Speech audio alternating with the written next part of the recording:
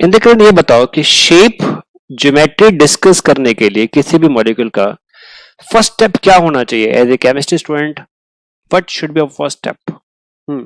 क्या होना चाहिए अगर शेप ज्योमेट्री पता करनी है किसी भी मॉलिक्यूल की? तो सबसे पहले क्या करेंगे आप? नहीं, अभी मैं कह रहा हूं कि मुझे ये बताओ what is your first step? Simply hybridization निकालनी है। गॉट इट ना? किसका निकालना है? मॉलिक्यूल का नाम बताओ। NH4 मॉलिक्यूल एग्जिस्ट नहीं करता। ये आपका क्वेश्चन ही गलत हो गया।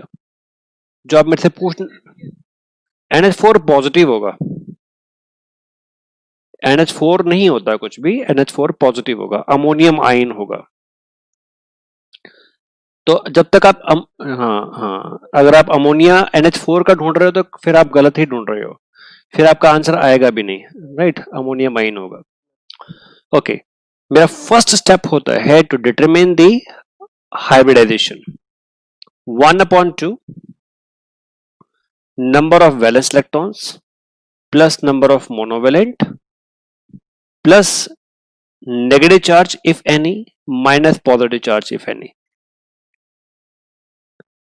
So 1/2 central element is nitrogen and उसके पास में है 5 electrons. Monovalent are 4 hydrogens are there. Negative charge है नहीं, positive charge 1. So it is equal to 8/2 is equal to 4 means sp3. Gurkirat Vanshik, I am coming to each and everything, right? जो आपके doubts हैं मैं उसको सब कुछ डिस्कस करने वाला हूं आज की क्लास में। sp3 तो एक बार बड़ा क्लियर करिए, जब भी आपको शेप ज्योमेट्री डिटरमाइन करनी हो तो आपको सबसे पहला काम यही करना है, गेट दी हाइब्रिडाइजेशन। इस हाइब्रिडाइजेशन के कोरोस्पॉन्डिंग कलर क्या होगा? कलर नहीं, हाइब्रिड ज्योमेट्री क्या होगी? Tetrahedral.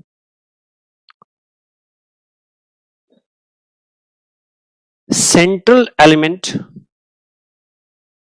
Is nitrogen. Tetrahedral geometry कुछ ऐसा होना चाहिए।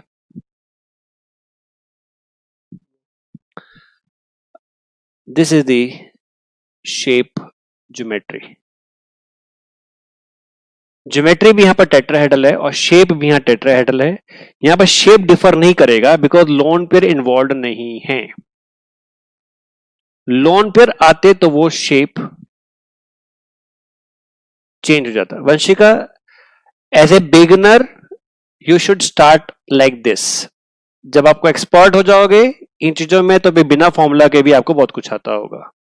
We can determine everything by many ways, but as a beginner +1 में है अभी आप, चैप्टर की बिगिनिंग हो रही है, तो ये बेस्ट मेथड है, सेफेस्ट मेथड है, कभी गलती नहीं होगी।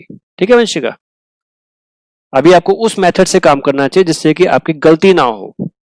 टाइम कंज्यूम हो सकता है यहां पर, और वो भी नहीं, मैंने आपको 10 सेकेंड मेथड दिया था आपको,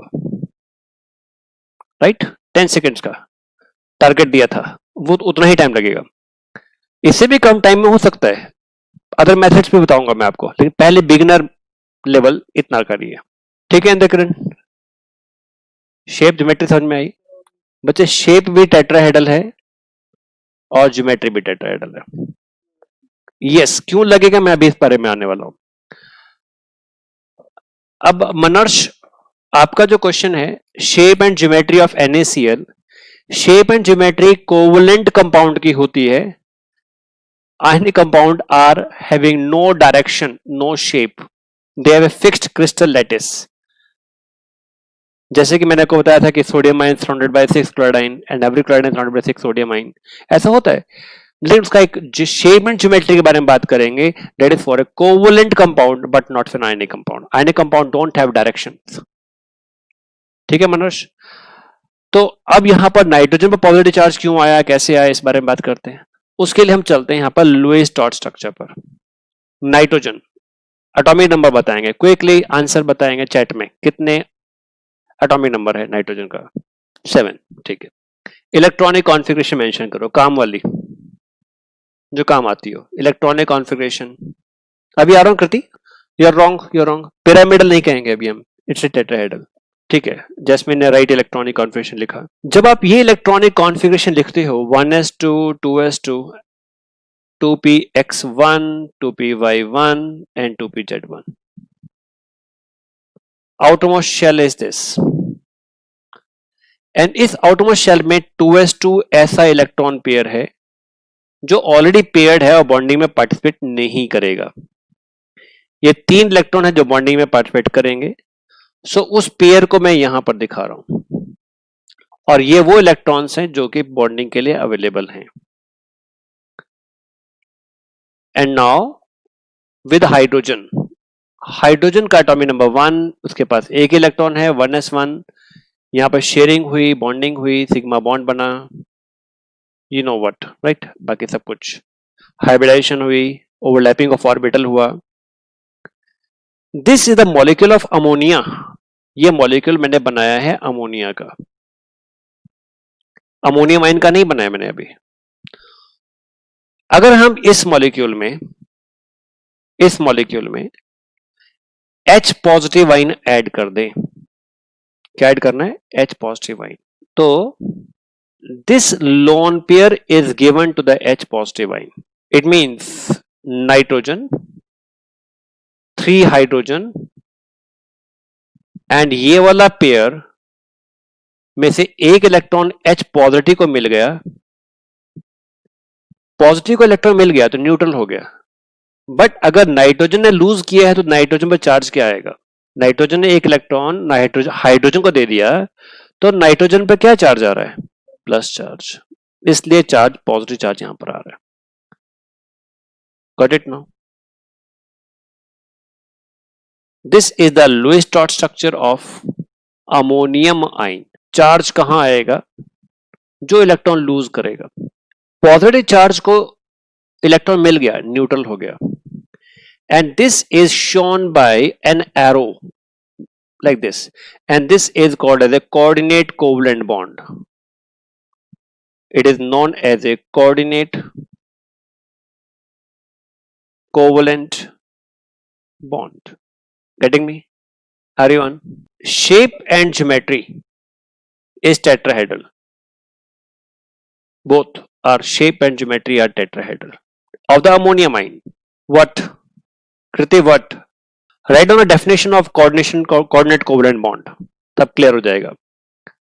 Write down coordinate covalent bond का डेफिनेशन लिखिए. The bond formed by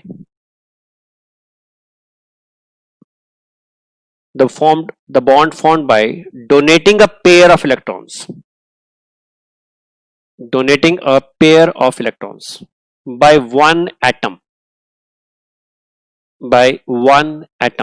but shared by both is called as a coordinate covalent bond. I repeat, a bond formed by donating a pair of electrons by one atom but by shared by both the atoms is called as a coordinate covalent bond. Right? अब यहां पर देखोगे कि यहां पर ammonia में यह molecule था. This the ammonia molecule. अब यहां पर H पॉजिटिव आया तो ये वाला पेयर इस बॉन्डिंग में इन्वॉल्व हो गया. हाइड्रोजन का अपना ड्यूप्लेट कंप्लीट हो रहा है but shared by both the atom. This pair is shared by both the atom. Nitrogen भी उसको शेयर कर रहा है, अपना ऑक्टेट पूरा कर रहा है, और हाइड्रोजन भी पूरा कर रहा है. This is called as a coordinate covalent bond.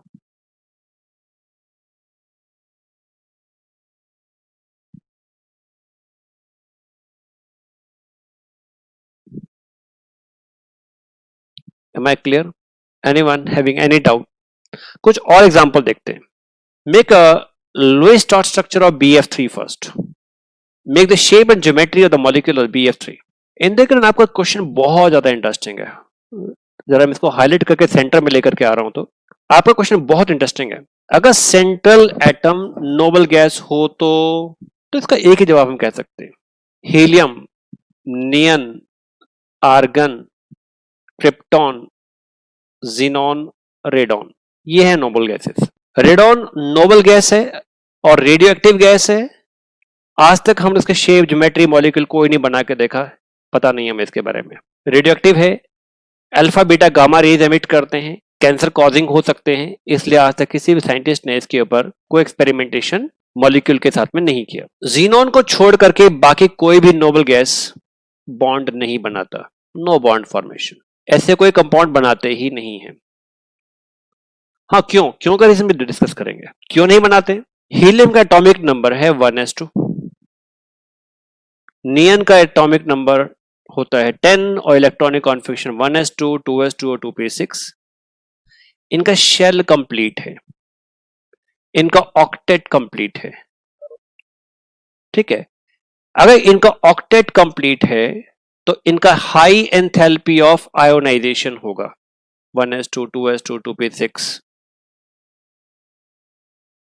3s2, 3p6, very high enthalpy of ionization होगा। इलेक्ट्रॉन निकालना के लिए बहुत ज्यादा एनर्जी चाहिए होगी, तो ना तो आयनिक बॉन्ड बनाने के लिए अवेलेबल कराएंगे अपने इलेक्ट्रॉन और ना ही ये कोवलेंट बनाने के लिए अवेलेबल कराएंगे। Very high enthalpy of ionization, very small size, actual size is very enthalpy of enthalpy of ionization. बच्चे क्या होता है, एक एटम में से इलेक्ट्रॉन को निकालना है ताकि वो बॉन्ड बना पाए, कितना एनर्जी चाहिए, that is called as enthalpy of ionization. तो बॉन्ड बनाने के लिए इलेक्ट्रॉन का लॉस होना या गेन होना जरूरी है, अगर आयनिक बॉन्ड बनाना है। अगर कोवलेंट बॉन्ड बनाना है तो शेयरिंग करना जरूरी है, तब भी इलेक्ट्रॉन को बाहर आना पड़ेगा। लेकिन यहां पर कोई भी अनपेयर होने को तैयार ही नहीं है, सभी पेयर्ड हैं, सभी स्टेबल हैं, इसलिए कोई भी नोबल गैस कोवलेंट बॉन्ड या आयनिक बॉन्ड नहीं बनाता है except for xenon. Except for xenon, xenon कोई कंपाउंड बना सकता है, यस बना सकता है। उस केस में कोऑर्डिनेट बॉन्ड भी बन सकता है, उस केस में नॉर्मल बॉन्ड सारे बन सकते हैं। इसलिए आपका क्वेश्चन है कि अगर सेंट्रल एटम नोबल गैस हो तो वो एक ही एलिमेंट हो सकता है और उसका नाम है जीनोन, तो वो नॉर्मली बिहेव करेगा जैसे कोई और एलिमेंट बिहेव कर रहा है बॉन्डिंग में, लेकिन बाकी के नोबल गैसेस बॉन्डिंग में पार्टिसिपेट नहीं करते हैं। इनके कोई भी कंपाउंड ना तो नेचुरली अकरिंग है और ना ही हम अभी तक लैब में क्रिएट कर पाए। हमने इनको लैब में क्रिएट नहीं कर पाए, इनके कंपाउंड्स को नेचर में एग्जिस्ट करते नहीं है, और अगर हम लैब में क्रिएट करने की कोशिश भी करते हैं तो then we require large amount of energy, और उस लार्ज अमाउंट ऑफ एनर्जी से जीनोन के कंपाउंड हम बना सके हैं अभी तक, बाकी और कोई नहीं बना पाए। जीनोन के कंपाउंड नेचर में कोई एग्जिस्ट नहीं करते, ये सिंधे किरण करेंगे, अभी मैं इसी बारे में बात करने वाला हूं। इसके जीनोन के कंपाउंड कैसे पार्टिसिपेट करते हैं, इसके लिए मैं आपको एग्जाम्पल देने वाला हूं एग्जैक्टली। अभी मैं बहुत डिटेल में जाऊंगा केमिकल बॉन्डिंग के, राइट नाउ अभी मैं आपको वो उसका एग्जाम्पल दे देता हूं, और केमिकल बॉन्डिंग जैसे से आगे बढ़ेगी, ठीक है जस्मिन। मैंने कहा कि जीनोन का एटॉमिक साइज बड़ा है, अभी आपको इतना पता है कि as you go down the group atomic size increases, right, as you go down the group atomic size increases. अगर साइज इंक्रीज करेगा तो इलेक्ट्रॉन, आउटरमोस्ट इलेक्ट्रॉन्स, ये नंबर ऑफ साइज बढ़ गया, नंबर ऑफ शेल्स बढ़ गए, राइट, जो outer electron वाला ये पड़ा हुआ इलेक्ट्रॉन्स, और इस न्यूक्लियस के बीच में बहुत सारे इलेक्ट्रॉन्स आएंगे और वो इलेक्ट्रॉन न्यूक्लियर चार्ज को बाहर तक पहुंचने नहीं देंगे due to an effect non as a screening effect. ये बात आपको मालूम है अब क्या होती है, स्क्रीनिंग इफेक्ट और शील्डिंग इफेक्ट। तो न्यूक्लियर चार्ज बाहर तक नहीं पहुंच पाएगा इफेक्टिवली, इलेक्ट्रॉन का लॉस होना इजी हो जाता है और जीनोन कंपाउंड बना पाता है, राइट। तो आपका क्वेश्चन कंप्लीट है, ऑक्टेट होना चाहिए, ठीक है, तो फिर तो जीनोन का कंपाउंड बनाना नहीं चाहिए, ठीक है। मैं सारा लॉजिक आपके एक्सेप्ट कर रहा हूं, बिल्कुल ठीक कह रहे हो। एक्चुअली में जो ऑक्टेट थ्योरी है आपने अभी पढ़ चुके हो कि वो रिजेक्टेड थ्योरी है, राइट। बॉन्डिंग होती है और बॉन्डिंग के डिफरेंट थ्योरीज में भी आपको आगे डिस्कस करूंगा। तो जीनोन का इलेक्ट्रॉन लॉस हो सकता है। एक मैं कंपाउंड बना के दिखाता हूं XCF2, और इसका शेप, ज्योमेट्री, मॉलिक्यूल सबको डिस्कस करते हैं। Xenon atomic number 54, xenon atomic number 54। चलते हैं अपने बेसिक्स पर। सबसे पहले इसका लिखेंगे हम electronic configuration. Argon complete 5s2 4d10 5p6। Electronic configuration में कंप्लीट कमांड होनी चाहिए, ये हमारा पहला स्टेप है। अगर ये नहीं आता फिर आपको सारी केमिस्ट्री नहीं आती, ध्यान रखना। अभी भी नहीं आती तो प्रैक्टिस कर लो, डाउट है तो मुझसे दोबारा पढ़ लो, but get command over it. XCF2 बनाना है अभी हमने, और हमारी VBT के अकॉर्डिंगली, वैलेंस बॉन्ड थ्योरी के अकॉर्डिंगली, सिर्फ वही इलेक्ट्रॉन बॉन्डिंग में पार्टिसिपेट करते हैं जो आउटरमोस्ट शेल के होते हैं। इट मींस यहां पर 3D के ऑर्बिटल बॉन्डिंग में पार्टिसिपेट नहीं करेंगे, सिर्फ इलेक्ट्रॉन जो 4s के हैं और 5p के हैं सिर्फ वही बॉन्डिंग में पार्टिसिपेट करेंगे. सो xenon complete. This is the 5s2 and this is a 5p6.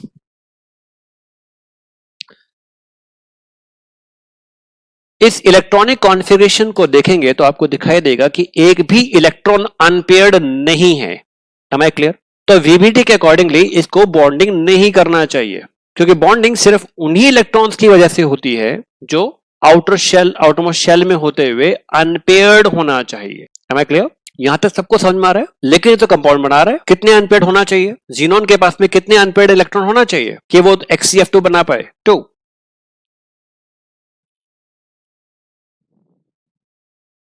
तो इसके बाद का जो अगला ऑर्बिटल है हमारे पास में वो है 5d. And now the electron from the 5s to the 5d get hybridized. Degeneration of energy होगा. 5s2. Now this become unpaired electron. The 5d has now one unpaired electron. 5s, 5p, 5d. Right. अब ये xenon अपने excited state पे चला गया. Excited state पर आ गया. And now it can make 2 bonds. F2 के साथ बॉन्डिंग हो सकती है. राइट. कैसी हाइब्रिडाइजेशन के साथ में होगी, कैसा शेप बनेगा, कैसा ज्योमेट्री बनेगा, ये भी हम डिस्कस करते हैं. ये हमारे पास में 5s.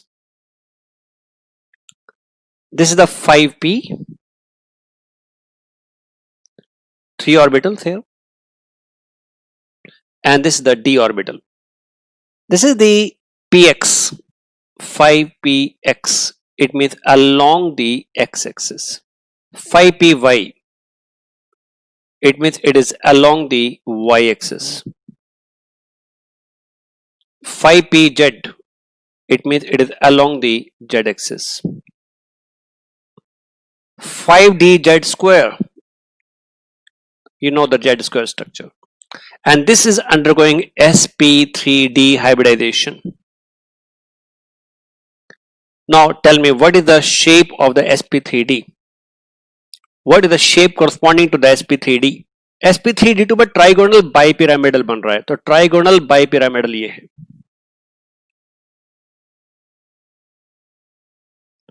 यहां पर आएगा xenon. राइट.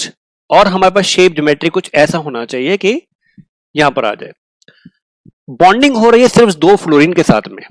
बॉन्डिंग हो रही है ओनली 2 फ्लोरीन के साथ में. इट मींस यहां पर फ्लोरीन अप एंड डाउन आ जाएगा. Up and down.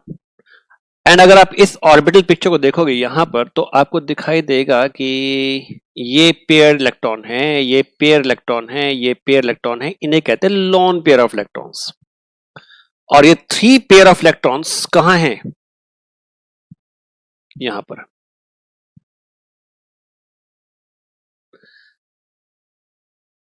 Trigonal bipyramidal जो आपने मुझे बताया है वो क्या बताया आपने मुझे? शेप या ज्योमेट्री? ज्योमेट्री बताया. Trigonal bipyramidal. अब मुझे आप बताओ शेप कैसा है इसका? लीनियर. यस. ये डिफरेंस होता है शेप एंड लीनियर के बीच में. क्लियर हो गया? और बस यही इसका लुईस डॉट स्ट्रक्चर है. यहां इलेक्ट्रॉन दिखा देते हैं. Lewis dot structure.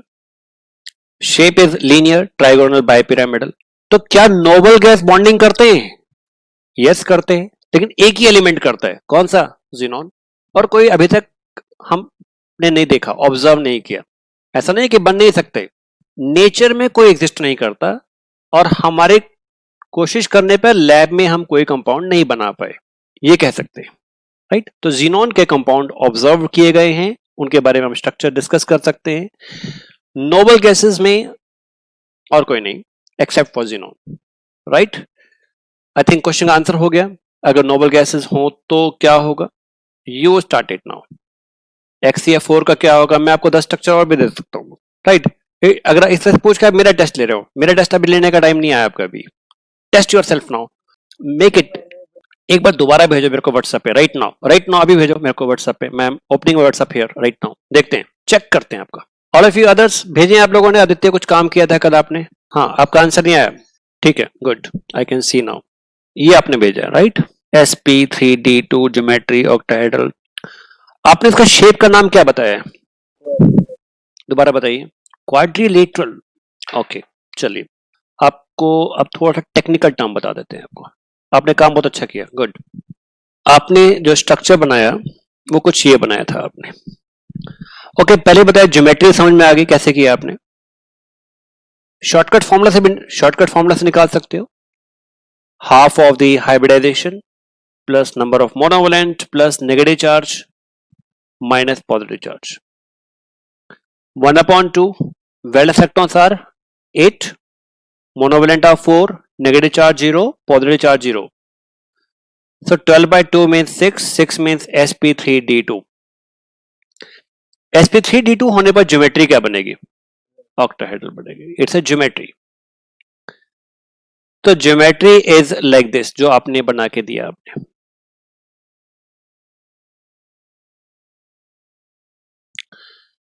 नाउ बाकी दो क्या हुए? लोन पेयर हो गए, one above the plane and one below the plane.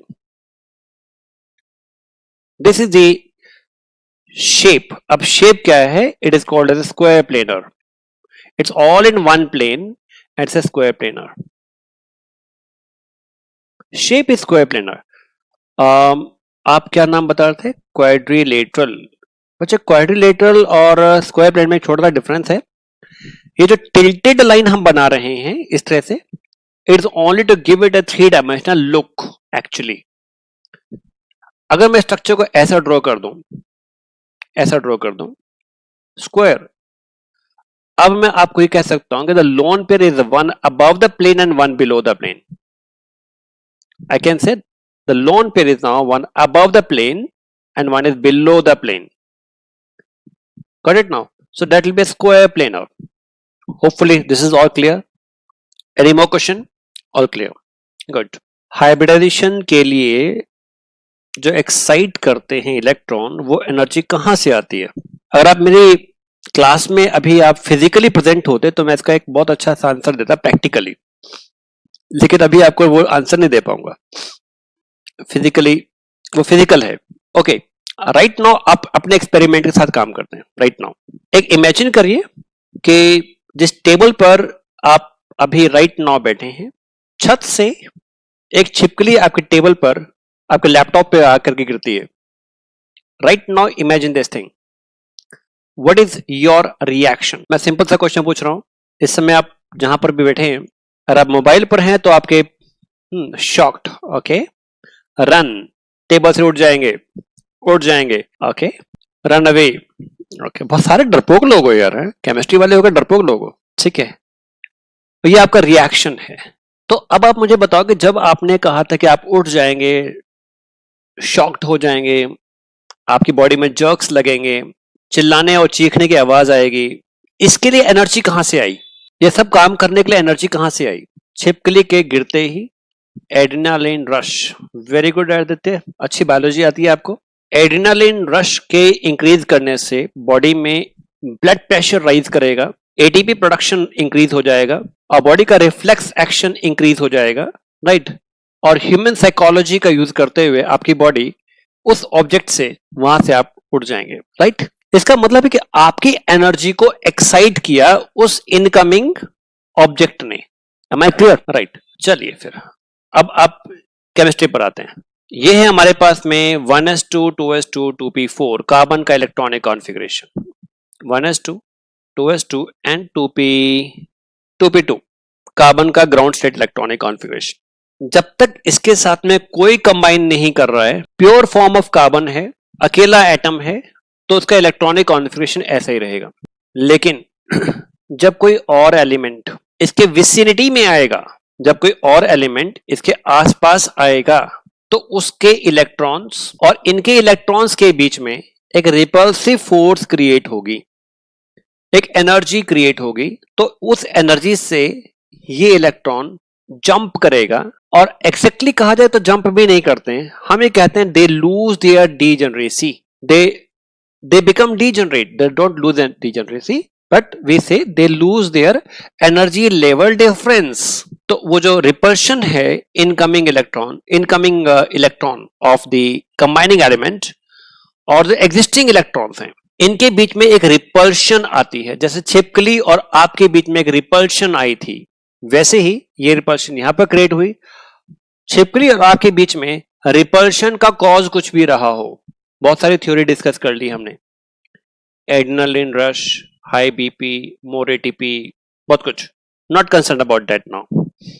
इस समय जो रिपल्शन है वो incoming electron of the combining element और जो एग्जिस्टिंग इलेक्ट्रॉन्स हैं इनके बीच में इलेक्ट्रोस्टैटिक रिपल्शन हैं, सेम चार्जेस हैं, और उस रिपल्शन से इलेक्ट्रॉन अपने इस डिफरेंस ऑफ एनर्जी को लूज करता है and they get the degeneration. We can say electron is exciting to the 2p.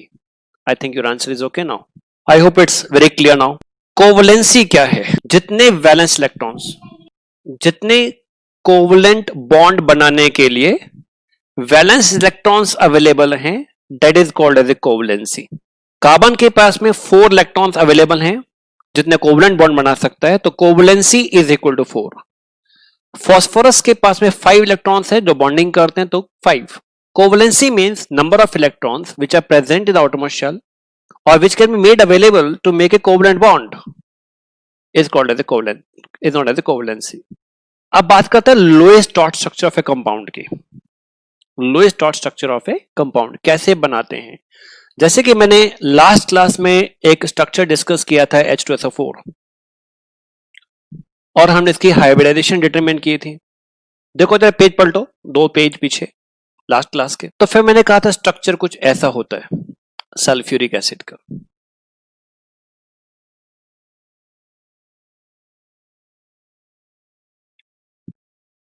Right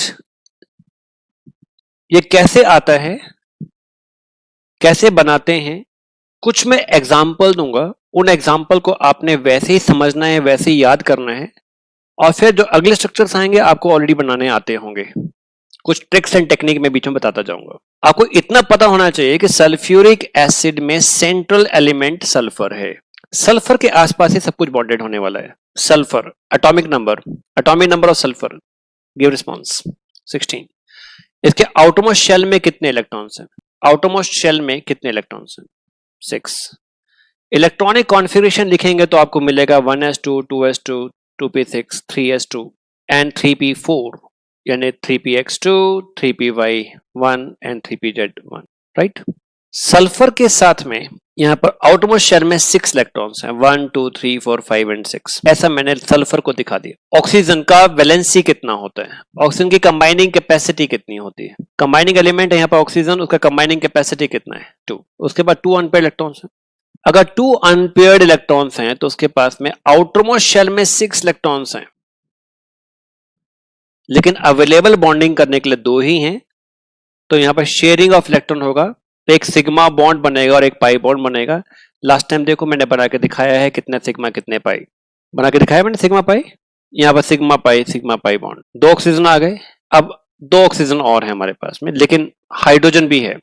it means इसके पास में ऑक्सीजन की वैलेंसी 2 है, तो एक के साथ में सल्फर से बॉन्डिंग किया और एक हाइड्रोजन के इलेक्ट्रॉन के साथ बॉन्डिंग किया. कृतिक क्या स्टेप समझ नहीं आया? Bond formation. ओके दोबारा डिस्कस करते हैं. Sulphur 6 electrons. Kriti stop me जहां पर आपको समझ ना आया हो. ये है valence electrons. Oxygen, the combining element is oxygen and oxygen has 6 electron outermost shell, but उस 6 में से ओनली 2 ही बॉन्डिंग के लिए अवेलेबल हैं. So I say the covalency of the oxygen is 2 and it is making double bond with the sulfur, right? Second oxygen, same case, it has a covalency is equal to 2. Valence electrons are 6, so 4 lone pairs or 2 lone pair and 2 bond pair. Now 2 more oxygens, 1 2 3 4. This is making a single covalent bond, hydrogen single covalent bond. Oxygen की covalency 2 है, लेकिन अब वो एक sulphur के साथ में और एक हाइड्रोजन के साथ में शेयरिंग हो रही है. 1 more oxygen, 1 2 3 4 5 and 6 One shared with the sulfur, other shared with the hydrogen. This is the structure of sulfuric acid. Lewis dot structure of sulfuric acid. यानी डाउट, यहां तक कोई डाउट है? All clear. चलिए मैं कुछ मॉलिक्यूल और बना के दिखाऊंगा, फिर आपके बुक में बहुत सारे दिए हुए हैं, बुक्स में आके बहुत सारे दिए, keep on practising them and ask me your doubts. Doubt clearance आपका रियल लर्निंग है। जब मैं किसी पहले टॉपिक को मैं पहली बार कराता हूं आपको, तो वो उसे कहते हैं कि फोर्सफुल लर्निंग हो रही है, मैं पढ़ा रहा हूं, पढ़ रहे हो आप। When you ask A question, when you learn, that is the real learning. Sigma bond pi bond कहां बनेंगे? जहां पर भी डबल बॉन्ड बनता है उनमें से एक बॉन्ड सिग्मा बॉन्ड है और बाकी दूसरा बॉन्ड पाई बॉन्ड है। डबल बॉन्ड जहां पर भी है उनमें से एक बॉन्ड सिग्मा बॉन्ड है, दूसरा पाई बॉन्ड है। जहां पर ओनली सिग्मा बॉन्ड बन रहा है, सिंगल बॉन्ड बन रहा है, they all are sigma bonds only. Whenever there is a single bond, it is sigma bond. Wherever there is a double bond, one of them is pi. और एक हमने कल रियलाइजेशन डिस्कस किया था ये मॉलिक्यूल इथाइन का। जब भी ऐसा हो तो इनमें से एक sigma bond and two pi bond, this is sigma bond. Sigma bond pi bond कहां बनते हैं? सिग्मा बॉन्ड वहां बनता है जहां पर ओवरलैपिंग हेड टू हेड होती है, और पाई बॉन्ड बनता है जहां पर साइड विद ओवरलैपिंग होती है, जिसका डिटेल मैं ऑलरेडी आपको करा चुका हूं। बट मॉलिक्यूल को ही देख करके, मॉलिक्यूल के स्ट्रक्चर को देख करके बता पाए सिग्मा और पाई कहां है, तो बड़ा क्लियर है कि जहां मल्टीपल बॉन्ड्स होंगे वहां पर पाई बॉन्ड होगा, उनमें से एक सिग्मा होगा, बाकी सारे पाई होंगे। Coming to next molecule, sulphur dioxide. इस स्ट्रक्चर को डिटेल में डिस्कस करते हैं। Hybridization is equal to 1/2 valence electrons plus monovalent plus negative charge if any minus positive charge if any. Sulphur 6, monovalent 0, charge 0। Is that clear? Oxygen यहां पर divalent है, उसकी covalency 2 है, हमने मोनोवेलेंट काउंट करने थे इसलिए 0। 6/2 is equal to 3। 3 means sp2। sp2 होने पर ज्योमेट्री क्या बननी चाहिए? Everyone respond now. Kriti, Aditya, everyone write in the chat, everyone will write trigonal planar। okay, it means हमारा जो स्ट्रक्चर बनना चाहिए कुछ ऐसा बनना चाहिए। सल्फर सेंटर में है, सल्फर के पास में 6 पाई इलेक्ट्रॉन्स है, 1 2 3 4 5 6, एंड ऑक्सीजन के पास में 6 इलेक्ट्रॉन्स है, 1 2 3 4 5 6। कोवेलेंसी उसका 2 है, 1 2 3 4 5 6, कोवेलेंसी उसका 2 है, and this is the lone pair. Okay, this is the lone pair, sulphur dioxide.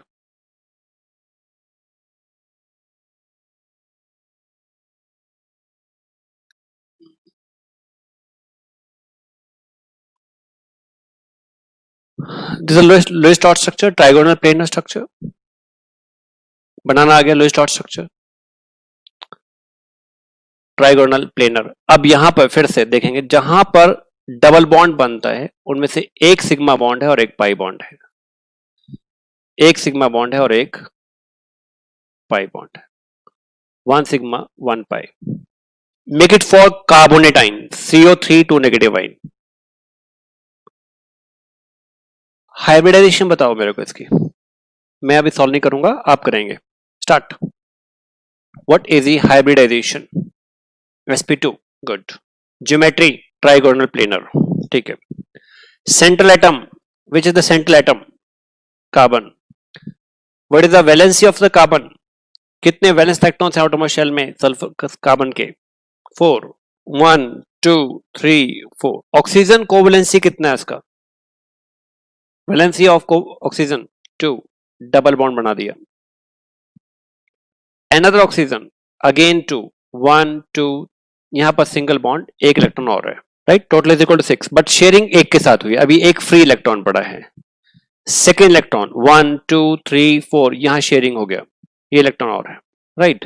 Now I have 1 2 negative charge, तो एक नेगेटिव को मैं यहां दिखा रहा हूं एक्स्ट्रा इलेक्ट्रॉन, और एक नेगेटिव को मैं यहां दिखा रहा हूं एक्स्ट्रा इलेक्ट्रॉन।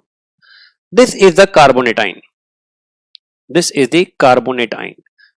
अब ये जो एक्स्ट्रा इलेक्ट्रॉन दिखाया है that is making it 1 negative 1 1 oxygen, and this is the Lewis dot structure of carbonatine. Trigonal planar geometry sp2, जहां पर डबल बॉन्ड है वहां पर एक बॉन्ड सिग्मा बॉन्ड है और एक बॉन्ड पाई बॉन्ड है, sigma bond and pi bond. Charge change होने पर शेप में कोई चेंज आता है? क्या आप इसमें कोई चार्ज चेंज कर सकते हो कार्बोनेटाइन में? My answer is again a question for you. No. Carbonate ion is carbonate ion. हाँ, अब मैं मॉलिक्यूल चेंज कर सकता हूं. मॉलिक्यूल चेंज हो जाएगा, अभी डिस्कस करते हैं मुझे. और वी शेप, वंशिका क्या इस शेप को वी शेप कहेंगे? नहीं कहेंगे. This is, if you join all these you will get a trigonal planar, right? Okay, अब चार्ज चेंज करते हैं, मींस मॉलिक्यूल ही चेंज करेंगे जिसमें 2 नेगेटिव चार्ज नहीं होगा, कुछ और चार्ज होगा.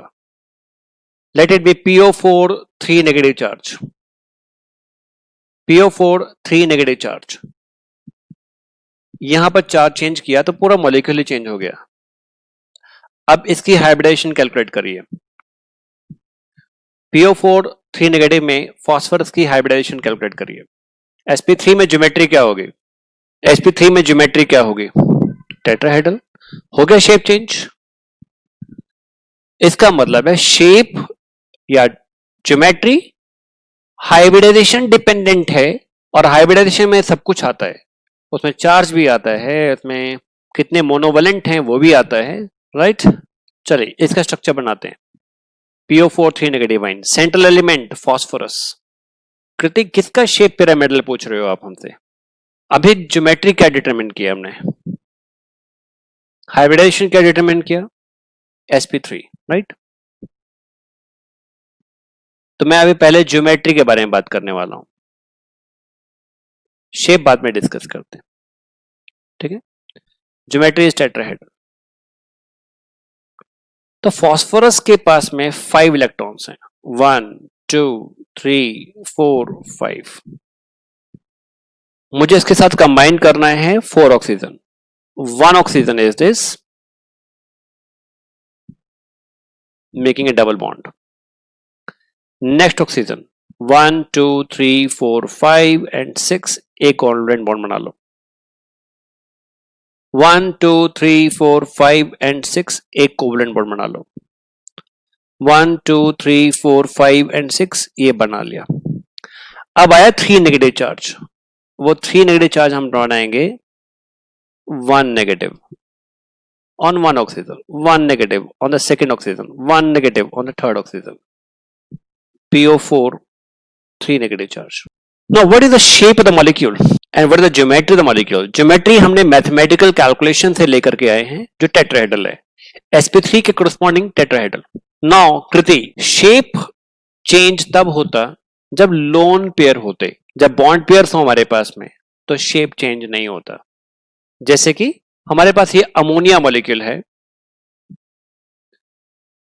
और इसकी ज्योमेट्री टेट्राहेड्रल है और यहां पर लोन पेयर है. ये लोन पेयर बॉन्ड पेयर को रिपेल करेगा. अब शेप चेंज होगा और शेप पिरामिडल हो जाएगा. It will not be tetrahedral now but it will now pyramidal now. लेकिन इस केस में जहां PO4 में ऐसा कोई लोन पेयर नहीं है फास्फोरस के ऊपर जहां पर रिपल्सिव फोर्सेस का डिफरेंस हो, सभी सिग्मा बॉन्ड्स हैं, सब में रिपल्शन आ रही हैं, कोई लोन पेयर नहीं है, सभी बॉन्ड पेयर हैं. बॉन्ड पेयर्स में रिपल्शन इक्वल होती हैं, इसलिए बॉन्ड एंगल टेट्राहेड्रल वाले एंगल ही आएंगे, राइट? Any doubt? आज मैंने आपको लुईस डॉट स्ट्रक्चर कुछ मॉलिक्यूल्स के कराए हैं, आपकी बुक्स में बहुत सारे दिए हुए हैं. Keep on practising.